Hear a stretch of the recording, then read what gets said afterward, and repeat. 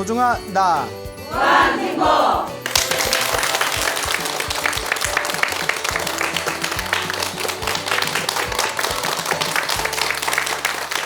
예, 만나서 반갑습니다. 예, 광우 스님이라고 합니다. 또 우리 불자님께서 소중한 편지를 보내오셨습니다. 한번 잘 경청해 보시기 바랍니다. 안녕하세요, 광우 스님. 화계사에 다니는 서광입니다. 스님을 가까운 거리에서 뵈면서 직접 이야기를 할 시간이 적어 아쉬웠는데 이렇게나마 이야기를 공유할 수 있어 감사하다고 생각합니다. 제가 이렇게 편지를 올린 이유는 일본 도쿄에 사는 고모의 가피 이야기를 소개하기 위해서입니다. 고모는 일본에 정착한 지 40년 가까이 되십니다.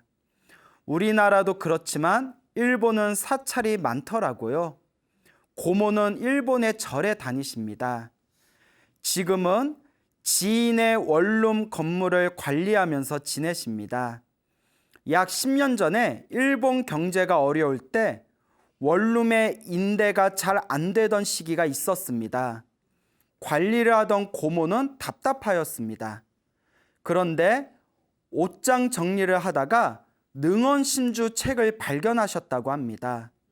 답답한 심정으로 그 책을 보고 능엄주 기도를 시작했습니다. 그런데 주문의 발음이 너무 어려워서 한 번 기도하는데 4시간이 걸리셨다고 합니다. 그리고 기도 며칠 후에는 그 많던 빈집들이 모두 나갔다고 합니다. 고모는 그 후로부터 능언신주를 최고라고 여기게 되셨습니다. 또 이 이야기를 듣고 또 전국에 부동산 하시는 애청자분들께서 오늘부터 능엄주 기도하자 또 이럴까 겁나네요. 예. 고모가 저에게도 권유를 하셨는데 너무 어려워서 미루기만 했습니다. 그 능엄주라는 기도가 5천자예요. 근데 발음이 조금 어려워요. 발음이 좀 세고 어렵거든요. 그런데 몇 년 전이었습니다. 제가 언어 장애와 손과 다리에 기능 장애가 있습니다. 그래서 재택근무로 인터넷 관리팀에서 일을 합니다. 제가 장애가 있어서 업무 속도가 너무 느리니 정규직 전환의 기로에 서게 되었습니다. 그때 저도 능엄주 기도를 시작하였습니다. 능엄주 기도를 하면서 정규직에 채용되고 몇 년이 지나 지금까지도 근무를 잘하고 있습니다. 또 이 내용을 보신 전국의 또 백수인 우리 소나무 애청자분들께서 또 이거 능엄주 하시겠네요. 고모께서 연세가 드시니 눈이 자꾸 침침해졌습니다. 그래서 능엄주 5천자를 아침, 점심, 저녁은 물론 길에서 전철에서 시간이 날 때마다 암기를 하셨습니다.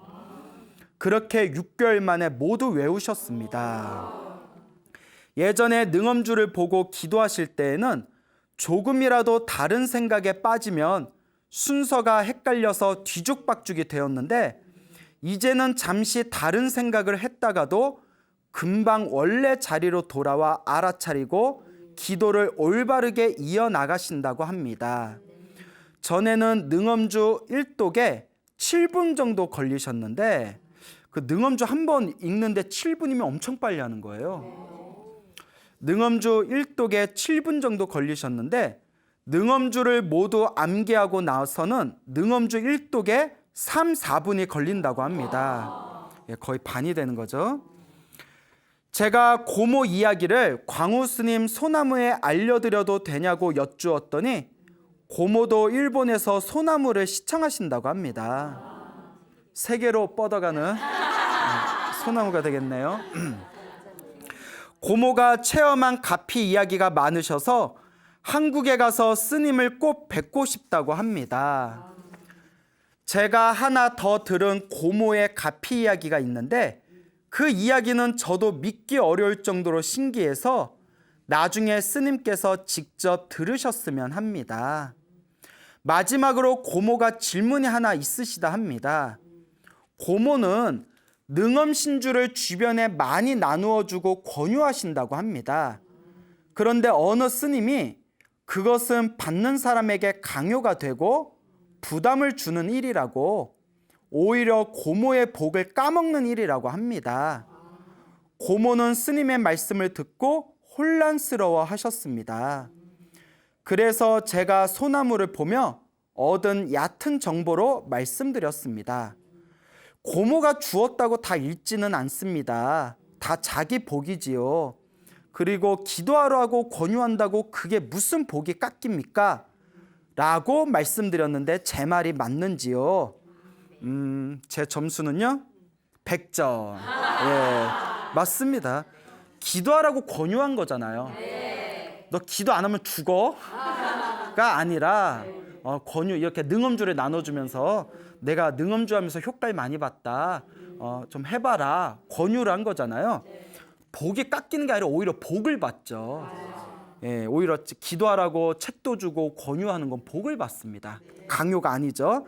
그리고 그거 다 준다고 우리 이분 말씀대로 그걸 받았다고 해서 다 기도하는 건 아니지 않습니까? 결국 다 자기 복이죠.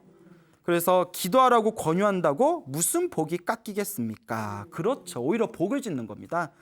스님이 왜 그렇게 이야기했는지 이해가 안 되네요. 아마 이 스님이 능엄주에 대한 믿음이 별로 없어서 아마 그럴 수도 있는 것 같은데, 이거는 굉장히 옳지 못한 말입니다. 사람들에게 기도하라고 책을 주고 권유하는 거는 오히려 복을 짓는 거다. 다만 강요만 안 하면 된다. 이렇게 이해하면 좋겠습니다. 스님, 늘 좋은 법문 감사드립니다. 서광 합장.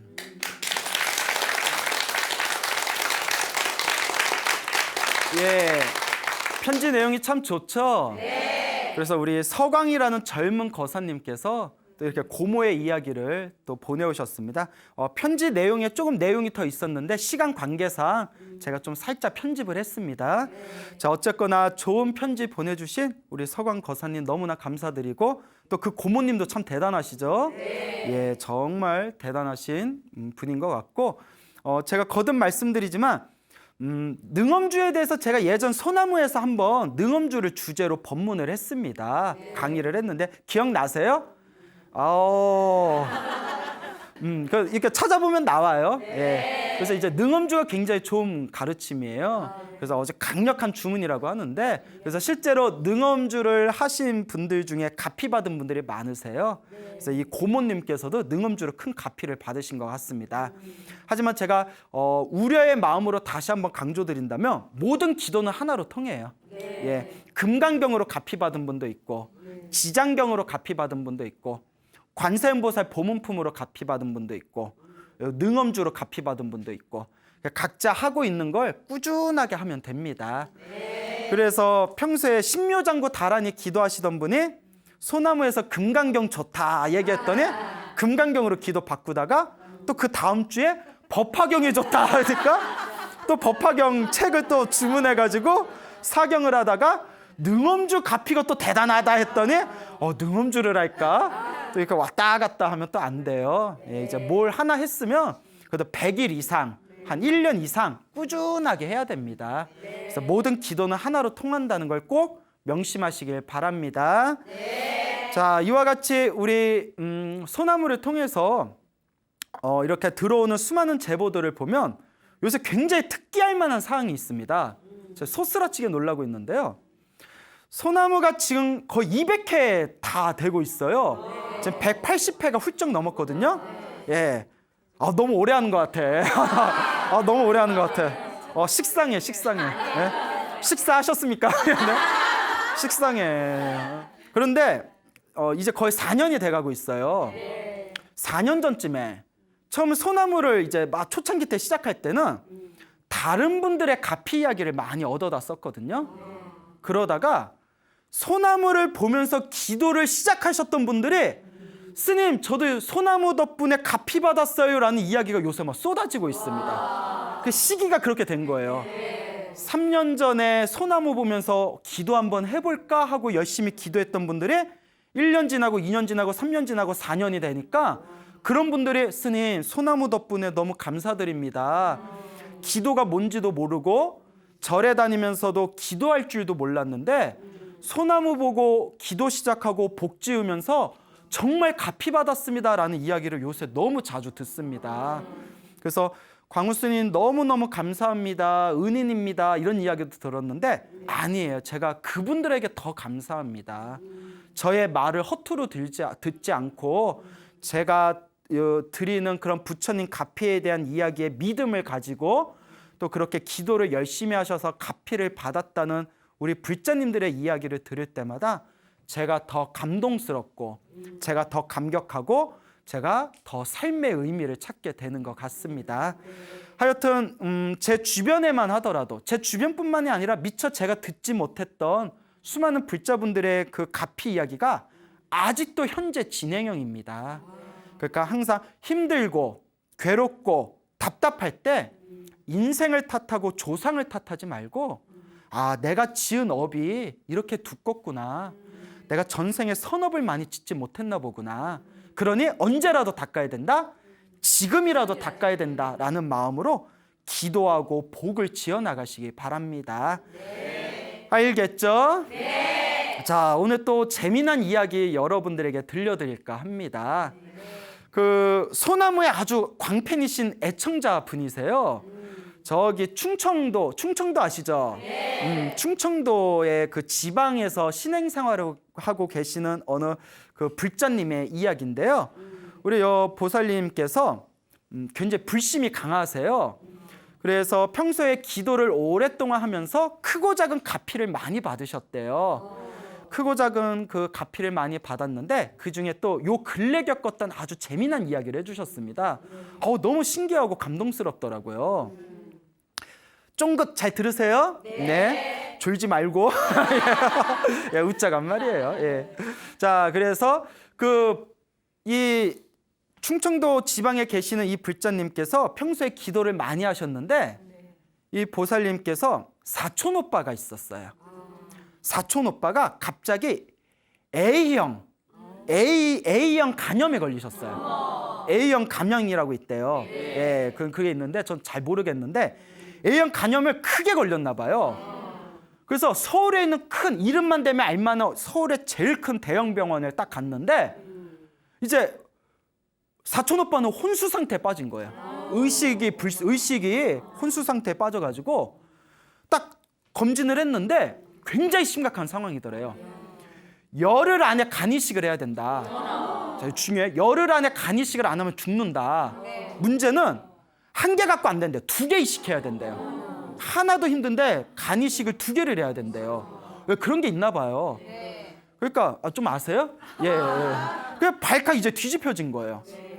그래서 이 보살님이 이제 자기가 다니는 법당에 약사전이 있었대요. 약사열에 약사 부처님 앞에서 눈물을 펑펑 쏟으면서 간절하게 기도를 했대요. 3일 동안 우리 오빠 살려주세요. 우리 오빠 살려주세요. 간절하게 기도를 했답니다. 항상 제가 여러분들께 드리는 이야기가 불교에서 말하는 기도라는 것은 형식적인 의례나 의식이 중요한 게 아니다. 뭐 몇 시에 해야 돼요? 어느 쪽 보고 해야 돼요? 그리고 뭐 무슨 기도 해야 돼요? 이런 게 중요한 게 아니다. 그는 껍데기다. 진정한 기도의 알맹이는 정성스러운 마음이다. 이런 말씀을 자주 드려요. 간절하고 정성스럽게 기도를 하다가 하루 지나고 이틀 지나고 3일 지났을 때 오빠가 깨어났대요. 3일 동안 간절하게 기도를 해서 오빠가 깨어났는데 며칠 안에 이식을 해야 된다? 열흘. 몇 개를 이식해야 된다? 2개. 듣고 있구나. 예, 그래요. 아니 대답을 잘 못하더라고. 그래서 너무 어려운 걸 물어봤었나 그동안? 3일 만에 깨어났는데 재검 결과 퇴원해도 된대요. 병원에서 난리가 났다는 거예요. 요 근래에 있었던 일이래요. 이게 뭐지? 의사도 놀라고 뭐 사람들도 가족들도 놀라고 막 엑스레이도 놀래서 덜덜덜 떨리더래. 엑스레이도 놀래서 미안해요. 명절 증후군인가 봐요. 절은 명절 때 절도 바빠요. 예, 명절도 바빠서. 자, 그래서 뭐가 또 예. 자, 그래서 이제 이 정도면 지금 상태가 너무 호전됐다. 극적으로 상태가 호전됐으니까 이제 지방에 가셔서 지방에 있는 큰 병원에서 입원을 하셔서 이렇게 치료를 마무리하셔도 될 것 같다라고 병원에서 판단을 해가지고 원래 대형 병원은 막 환자들 많고 입원실도 부족하잖아요. 그래서 이제 지방에 있는 병원을 갔는데 문제가 이제 황달이 있었대요. 황달이 있었는데 그 지방에 있는 병원에서 한 달 동안 환달을 못 잡았대요. 황달을. 그러니까 분명히 서울에서는 이 정도면 그냥 집에 가셔서 입원하셔서 치료받아도 될 것 같아요라고 판단이 섰겠죠.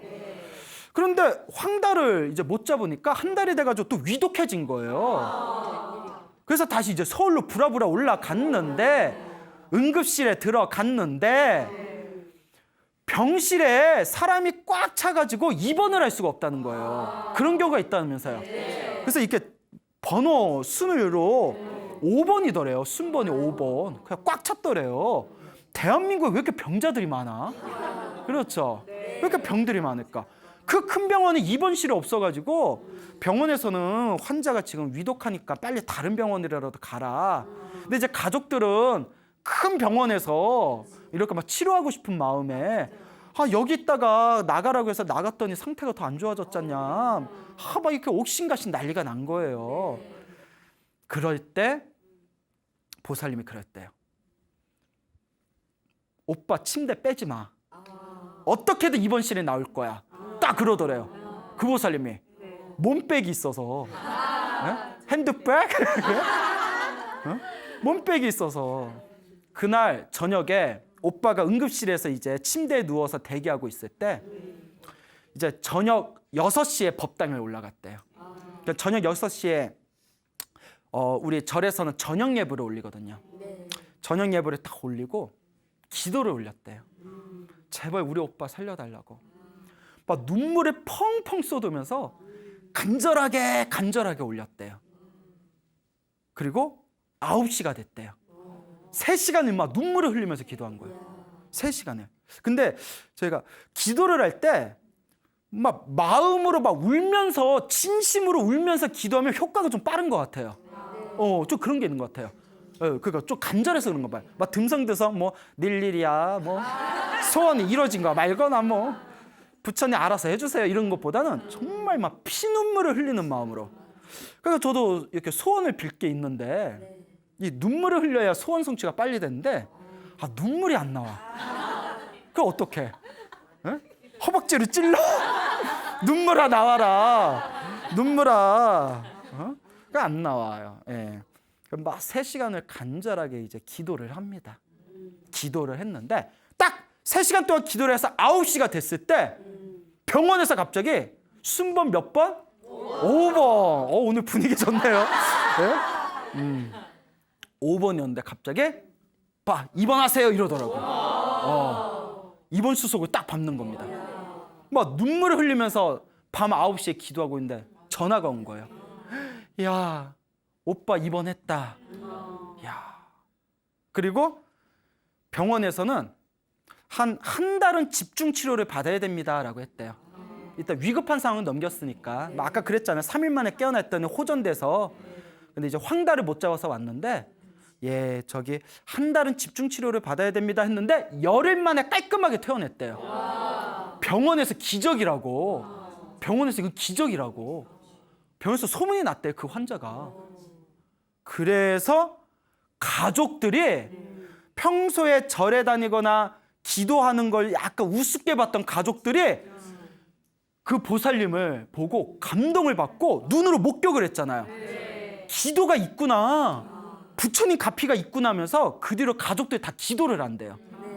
이게 진짜 포교예요. 말로만 야 절에 가자, 야 며느라가 절에 가자 뭐 이러고 아들아 절에 가자, 손주야 절에 가자. 그게 아니에요. 몸으로 보여주잖아요. 몸으로 보여주는 거. 그래서 그 가족들 다 기도를 시작하게 되었답니다. 너무 놀랍죠. 그래서 보살님이 정말 자기가 갚이 받았다고. 그래서 보살님 정말 장하십니다. 그래서 이런 생각이 들더라고요. 보통 우리가 기도를 할 때 내 기도는 내가 해야 된다고 가르쳐요. 내 기도는 내가 해야 된다. 아니 내가 밥을 먹는 누가 배불러요? 내가 배부르지. 저 이제 밥상을 차렸어요. 밥상을 차리고 아들아 너를 위해서 내가 밥을 먹을게. 그럼 이제 밥을 먹었어요 엄마가. 그 아들한테 배부르지 하면 말이 돼요 안 돼요?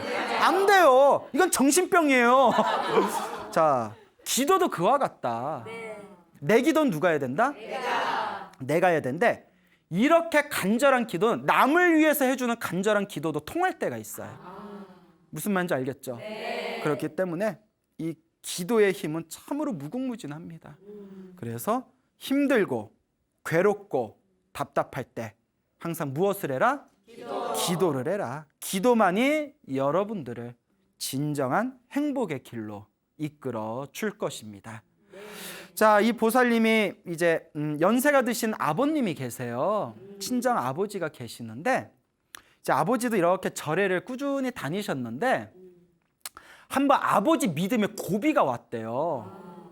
뭐냐면 간암에 걸리셨대요. 간암에 딱 걸리셨는데 아버지께서 부처님한테 삐지신 거야. 내가 이렇게 절도 다니고 내 이 딸이 이렇게 기도를 열심히 하는데 어떻게 내가 암에 걸릴 수가 있냐. 그러니까 마음이 막 서럽고 섭섭하신 거예요. 얼마나 심란하셨겠어요. 그 절에 대한 믿음, 불교에 대한 믿음이 좀 되게 이렇게 희석돼 버리셨대요. 그 서운함 때문에. 근데 이제 딸은 믿음이 강하잖아요. 그 보살님이 아버지한테 이렇게 이야기를 합니다. 아버지, 이게 값입니다. 이게 바로 값입니다. 그래도 우리가 기도 열심히 해가지고 초기에 발견한 거 아닙니까? 더 늦게 발견했으면 이거 어쩔 뻔했습니까? 그나마 우리가 기도 많이 해서 이게 간암을 초기에 발견했는데 이게 바로 값입니다. 그러니까 아버지가 또 이거 듣더니 그런가? 귀가 얇으신가요? 그대로 이제 네 말이 맞는 것 같다. 이제 기도를 열심히 하셨는데 4년이 지났는데 이제 간암이 이제 치료가 잘 되시고 4년째 재발도 안 하고 계시대요. 그리고 그 뒤로 이제 열심히 이제 절에 기도를 시작하셨답니다. 기도를 열심히 시작하셨는데 놀라운 경험을 하십니다. 아버지께서 50년 동안 이 등짝에 종기가 하나 있었대요. 굵직한 종기가 있는데 그게 평소에 그렇게 막 걸리잖아요. 옷 같은 거 입으면 막 이렇게 스치고 그렇게 불편하고 힘들었대요. 그래서 계속 종기 같은 게 걸리고 치료도 잘 안 되고 그랬던 종기가 있었는데 자꾸 자라나는 거 있잖아요. 그런 종기가 있었는데 기도를 열심으로 시작한 지 딱 5개월이 지났을 때 언젠지도 모르겠대요. 뒤가 이렇게 만져봤는데 언제 없어졌는지 깔끔하게 없어졌더래요. 그냥 깔끔하게 흔적도 없이. 그래서 종기가 옮겨갔나? 아무래도 없는 거예요. 기도 시작한 지 5개월 만에. 그때 어떻게 50년 동안 안 사라진 종기가 기도를 딱 시작한 지 5개월 만에 없어지냐? 이게 값이냐? 그런 이제 마음이 드신 거예요. 근데 여러분, 우리가 가피하지만 진정한 가피는 몸에 병이 낫는다거나 부자가 된다거나 뭐 종기가 떨어졌다거나 이게 가피가 아니에요. 사실 이건 그림자예요. 사실 잘 먹고 잘 사는 것도 자기 업이고 건강하고 건강하지 못한 것도 자기 관리의 문제지. 사실 내가 지은 업을 부처님한테 기도했다고 다 이루어지는 건 아니거든요. 또 죽을 병에 걸리신 분이 기도를 열심히 해가지고 몸이 기적같이 나은 경험도 있지만 또 실제로 기도 열심히 하셨는데도 세상을 그냥 떠나신 분들도 많아요. 사실 기도를 통해서 우리가 신비한 경험을 하는 거는 엄밀히 말하면 그림자입니다. 그 진정한 기도가 피는 뭐냐? 이게 중요한 거예요. 마음이 평온한 거예요. 마음이 편안한 게 진짜 가피예요. 우리 불자들이 이걸 많이 놓쳐요. 저도 소나무에서 사람들 기도시키려고 원래 그 음식도 인스턴트가 맛있잖아요. 여러분들 기도시키려고 이런 신비한 이야기도 자꾸 하지만 기도의 진정한 본질은 편안한 마음입니다. 아버지가 기도를 시작한 뒤에 마음이 너무 편안하신 거예요. 너무 마음이 편안하시대요. 그 완전히 기도의 진정한 체험과 가피를 몸과 마음으로 느끼신 거예요. 그 아버지가 놀라운 변화를 일으키십니다. 그래서 이제 가족들, 친척들끼리 만나서 이런저런 얘기를 할 때에는 평소에 그런 말씀이 없으시다가 아버지가 그런 기도를 통해서 마음이 편안해지고 그 50년 된 종기도 뚝 떨어지고 뭐 이런 것들을 몸으로 체험하시면서 가족들하고 뭐 이야기를 할 때 일이 안 풀려요, 뭐 사업이 안 돼요, 집안에 우환이 있어요 할 때마다 항상 아버지가 똑같은 얘기를 하신대요. 기도해라. 기도해라. 기도해라. 예전에 그런 말씀 안 하셨대요. 근데 스스로 체험하니까 난 거예요.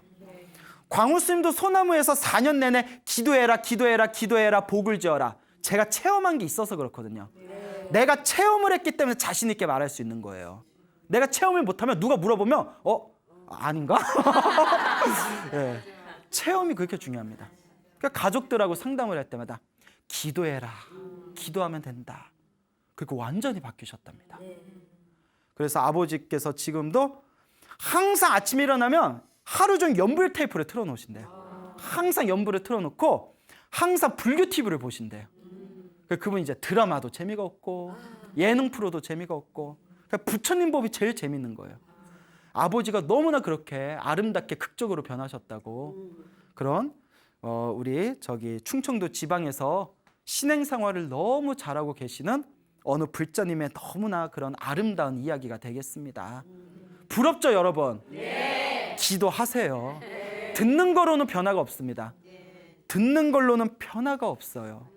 내 몸으로 체험을 하고 내 몸으로 실천을 해야 진정한 체험의 맛을 경험할 수가 있다. 여러분들 배가 고픈데 아무리 요리책을 봐도 배가 부르질 않아요. 배가 고프네. 뭐 먹지? 오늘 스파게티 먹을까? 스파게티 125조 스파게티 그림 보고 만드는 법 보고 계속 2시간, 3시간, 4시간 봐요. 굶어 죽어요.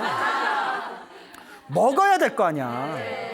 백날 요리책 봐봐요. 변화가 없어요. 먹어야 될 거 아니에요. 스파게티 못 먹으면 라면이라도 끓여 먹든가. 그와 같이 광우 스님의 소나무도 그와 같습니다. 듣는 걸로는 변화가 없습니다. 시작하세요. 하루에 조금이라도 기도를 시작해 보시기 바랍니다. 기도를 하면서 좋은 일이 생기면 내가 기도를 잘해서 이렇게 좋은 일이 생겼구나. 기도를 열심히 한 것 같은데도 나쁜 일이 생기고 답답하고 힘들면 내가 크게 받을 거 기도하면서 이렇게 작게 받는 거다라는 믿음을 가지시기 바랍니다. 불보살님의 가피력은 반드시 존재합니다. 알겠죠? 네. 더 아주 재미나고 신비한 이야기를 하나 들려드릴게요. 어느 여성 불자님이 계시는데요. 보살님이 계시는데 이제 나이가 40대 후반이에요. 나이가 이제 40대 후반이신 이제 여성 불자님인데 불심이 아주 깊고 그리고 기도도 수행도 열심히 하는 이제 불자님이세요. 이 보살님인데 이 보살님이 이제 아주 젊었을 때 고등학교 때 경험한 일입니다. 어떤 경험이었냐면 집안이 이제 독실한 불자였대요. 독실한 집안의 불자였는데 이 보살님이 이름만 대면 알만한 유명한 예고를 다녔어요. 예고를 다녔는데 이 예고에서 이제 미술을 전공했대요. 어렸을 때부터 이제 미술을 다 전공을 했는데 이제 그 예고 굉장히 유명해서 뭐 반에서 다 이제 명문대학교 가는 그런 유명한 예고예요. 이 보살님이 근데 공부를 되게 못했대요. 거의 항상 뒤에서 놀았대요. 중요한 게 자기는 다른 거는 되게 집착이 많았는데 공부에 대한 집착만큼은 없었대요. 집이 좀 사나 봐. 공부에 대한 집착이 없이 이제 그림 그리는 착실한 학생이었는데 같은 학교에 지금 이름만 대면 알만한 어마어마한 재력가의 딸이 있었대요. 어딘지 가르쳐 드릴까요? 네. 싫어. 그렇죠. 이제 개인 프라이버시니까. 아주 유명한 재력가의 딸이 있었는데 엄청난 그 집안의 지원을 받아가지고 막 최고의 선생님과 최고의 환경과 최고의 조건 속에서 그 미술을 전공하던 재력가 부잣집 딸이 있었대요. 부럽죠? 복을 많이 지어.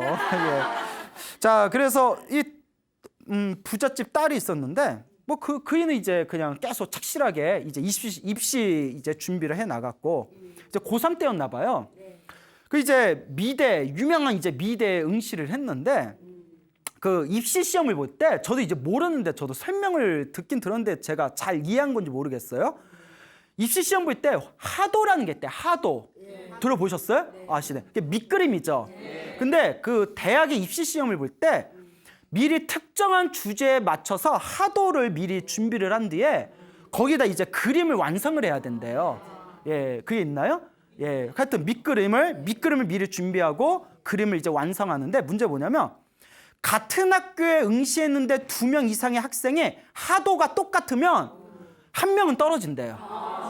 예, 하도가 똑같으면 예, 경쟁이 붙는 거죠. 그게 되게 중요하대요. 그리고 또 서로 간의 하도를 피해주는 게 또 어떤 상도덕이래요. 그들만의. 한 명은 떨어져야 되니까 같은 학교에서. 그 밑그림이. 근데 이제 우리 불신 깊은 보살님은 계속 하도 하나를 미리 선택하고 선생님의 도움으로 하나를 딱 입시 준비용으로 선택을 하고 계속 그것만 연습했대요. 시험 때 이제 실기를 봐야 되니까. 그것만 집중해서 연습을 했는데 문제가 생겼어요. 부잣집 딸이 그 하도가 탐이 난 거야. 그 빵빵한 지원을 받은 이 부잣집 딸이 자기도 똑같은 하도를 준비한 거예요. 같은 학교에. 그 둘 중에 하나는 떨어져야 되잖아요. 그러니까 이게 학교도 발칵 뒤집히고 집에서도 발칵 뒤집힐 사건이래요. 예민하잖아요. 뭐 붙고 안 붙고 뭐 그런 사원인데 또 엄청난 부잣집 딸이 엄청난 그 수많은 선생님의 지원을 받아서 과외 선생님들 지원 받아서 하도를 딱 똑같은 걸 준비하니까 학교가 난리가 난 거예요. 그래서 요 보살님 친구들이 찾아와서 위로를 하더래요. 설마 네가 붙겠냐? 그래, 너 어차피 공부에 욕심 없었잖냐. 마음을 내려놔라. 비교가 안 되죠. 예, 계속 엄청난 화려한 그 지원을 받은 부잣집 딸이 준비하고 있는 거라 평소에 공부에 집착이 없었던 그 보살님이 준비하는 거라. 이 보살님도 심란하더래요. 계속 요거 하나만 준비했는데. 그래서 이제 뒤에서 이제 수근수근 대더래요. 아유, 쟤 어떡하냐? 쟤 100% 떨어졌는데. 아이고, 어떡하냐? 쟤 재수하는 거야? 어떻게 되는 거야? 막 이러면서. 근데 이제 일단 뭐 결정은 됐고, 그래도 보살님이 되게 착하시더라고요. 성품이 착해요. 착하니까 가피를 받았나 봐요. 그러니까 마음을 비웠대요. 그러니까 마음을 그냥 텅 비우고 우리 같으면 막 씩씩거릴 거 아니에요. 막 인형에다가 이름 붙여놓고 막 찌르고 야이 막 이러고 막 그래서 막 여고괴담 있잖아요. 예? 그래서 이제 그 시험 당일날이 됐는데 이제 가가지고 이제 입시 실기 시험을 보는데 이제 그림을 채워야 되잖아요. 이제 밑그림에다 이제 그림을 이렇게 이제 채워 넣는데 이제 시험 보기 전에 이렇게 자리에 앉아 있는데 자기 옆자리에 어떤 여자분이 앉아 있었는데 반가워. 나 저번에 재수해서 이번에 다시 시험 치는 나 아무개야. 누구야? 하고 내가 언니네 하면서 인사를 하더래요. 옆자리에 있는 언니가. 깜짝 놀라서 원래 이거는 상상도 못할 일이래요. 막 입시라는 엄청 예민할 때 서로가 경쟁 관계잖아요. 근데 그렇게 막 옆에서 아는 척하고 인사하는 게 그게 되게 어떻게 보면 미친 짓이래요. 그 상황. 우리 저기 수능 시험 보러 갔는데 옆에서 반가워 시험 잘 봐 이러지 않잖아요. 모르는 애들끼리. 그래서 그냥 성격 좋으신 분인가 보다 이제 이렇게 생각하고 이제 시험을 하는데 그 언니가 재수생 언니가 자기 거는 안 그리고 자꾸 이렇게 뒤에서 원래 멀리서 봐야 구도가 보이잖아요. 자꾸 훈수를 두더래요. 여기는 좀 더 진하게 했으면 좋겠다. 밑에를 조금 더 이렇게 좀 이렇게 그렸으면 좋겠다.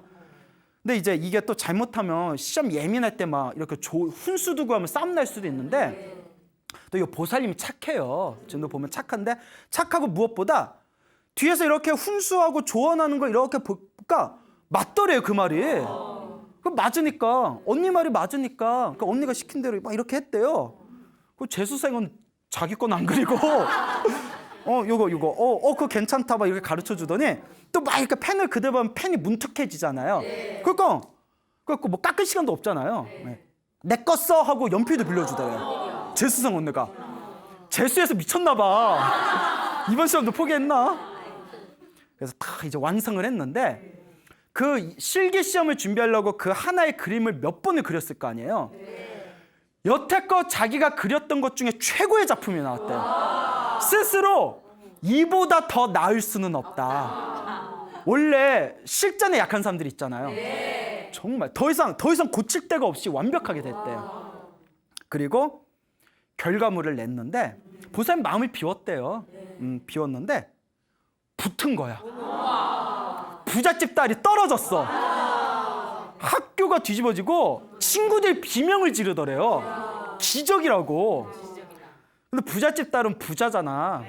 아쉬울 거 없어요. 왜 그러고 유학 갔대? 예. 자존심 상했는지 외국에 이제 유명한 대학교로 유학을 갔나 봐요. 아이 뭐 잘 됐지 뭐. 예. 그래 돈 많은 사람들 유학 가도 돼. 그 사람들 난리가 난 거예요. 야 기적이다. 너 진짜 기적이다. 네가 붙을 줄은 몰랐다. 다 이제 됐는데 문제가 생긴 거예요. 그 언니가 너무 고맙잖아요. 아무리 그 재수생 언니를 수소문해도 찾을 수가 없는 거예요. 그러니까 막 찾았대요. 이름도 막 살펴보고 그래서 친구들한테 물어봤대요. 야 그때 그 언니 재수생 언니 기억나? 그 언니 어디 뭐 이렇게 막 물어봤더니 친구들 모르겠대요. 근데 어느 친구가 근데 이런 얘기를 하더래요. 혹시 뭐 귀신? 무슨 귀신 씨날까오는 얘기하고 있어요. 예? 자 그런데 그렇게 그렇게 오해할 수 있죠. 그런데 이제 그러더래요 친구가. 네 눈에만 보인 거 아니야? 근데 순간 자기가 아니라는 말이 안 나오는 거예요. 친구, 네 눈에만 보인 거 아니야? 하여튼 그게 평생 미스테리로 남아 있는데, 근데 이제 뒷얘기를 들어야 돼요. 이제 진짜 여기까지면 유령일 수도 있어요. 근데 평생 그게 이제 미스테리로 남았대요. 그 언니가 누구였을까? 그 언니가 누군데 나를 그렇게 도와주고, 그 찾을 수가 없을까? 그 숱한 시간이 지난 뒤에 그 마음 한구석에 어떤 미스테리 추억이겠죠? 이 소나무를 보다가 소나무에서 문수보살이 사람으로 병장해서 도와주는 그런 에피소드 이야기가 있었어요. 그래서 이렇게 감동 깊게 보다가 문득 그 머리에 딱 스친 생각에 그 언니가 내게 문수보살 아니었을까? 그냥 이런 생각이 들더래요. 그냥 그 언니가 혹시 문수보살 아니었을까? 나에게 지혜를 주신 게 아니었을까? 라고 생각했는데 소름이 쫙 끼치는 일이 생깁니다. 그 언니가 되게 둥글둥글 한국인, 정말 전형적인 한국인 얼굴처럼 생겼대요. 특징 없는 평범하게 생긴 언니였는데 저 오대산 상원사에 가면 법당에 문수동자상이 있어요. 조선시대 세조가 어린아이를 만나가지고 애한테 등을 밀어달라고 해요. 그러니까 애가 등을 밀어주니까 애한테 어디 가면 임금님 등 밀어줬다는 얘기 하지 말아라 이러니까 아이가 펄짝펄짝 뛰어가면서 예 임금님 근데 어디 가면 문수동자가 등 밀어줬다는 얘기 하지 마소 하면서 사라졌다는 세조가 놀래가지고 화관을 불러서 그 얼굴하고 똑같이 그려가지고 불상을 만든 게 오대산 상원사에 있어요. 상원사에 가서 이렇게 문수보살 동자를 봤는데 그 언니하고 얼굴이 너무 또 여기 미술을 했으니까 아실 거 아니에요. 얼굴 비율이라든가 이런 게 너무 비슷하시더래요. 물론 문수동자라는 그 증거는 없어요. 다만 자기 마음이 너무 신기하다고. 그래서 내가 보살님 집안이 불심이 깊고 보살님 성품이 착하고 또 전생에 복을 많이 지어서 이런 가피를 얻었나 보구나. 자, 또 이렇게 이야기를 했는데 한번 뭐 웃고 넘어갈 일이지만 정말 신기하지 않습니까? 그래서 이와 같이 마음을 잘 쓰고 집착 없이 마음을 비우면서 복을 지으면서 살아가면 이렇게 은은하게 보이지 않는 신비한 힘이 있습니다. 그래서 우리가 흔히 귀인을 만난다라고 하죠. 귀한 귀인을 만난다. 귀인을 만나는 것도 내 복이에요. 그러니 이 세상 살아가면서 최고의 복이 인복이라고 합니다. 인맥이 중요하다. 그러니까 마음을 잘 쓰는 거. 그게 정말 좋은 사람들을 만날 수 있는 비결이 아니겠는가 말씀을 드리고 싶습니다. 여러분, 행복해지고 싶습니까? 네. 행복한 삶을 창조하고 싶습니까? 네. 복을 지으십시오. 선업을 지으십시오. 공덕을 쌓으십시오. 복과 선업과 공덕의 힘이 여러분들을 진정한 행복의 길로 이끌어 줄 것입니다. 오늘 여기서 마치겠습니다. 소중한 나 무한 행복.